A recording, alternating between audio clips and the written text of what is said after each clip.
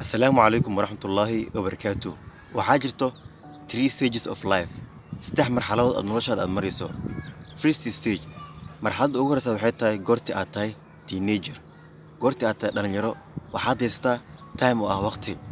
Waqtiga inaad ka faa'iidaysato iyo energy oo ah tamar, balse ma haysatid wax lacag ah. Second stage, marxaladda xigtaa waxay tahay adult qaangaarnimo. Goortii aad qaangaarto, waxaad haystaa money oo ah lacag, waxaad haystaa energy oo ah tamar, balse ma haysatid wax waqti ah. The last stage, marxaladda ugu dambeysa waxay tahay an old man. Waxaad noqotay qof waayeel ah. Waxaad haystaa time oo ah waqti, waxaad haystaa money oo ah lacag, balse ma haysatid energy oo ah tamar. Asalaamu calaykum.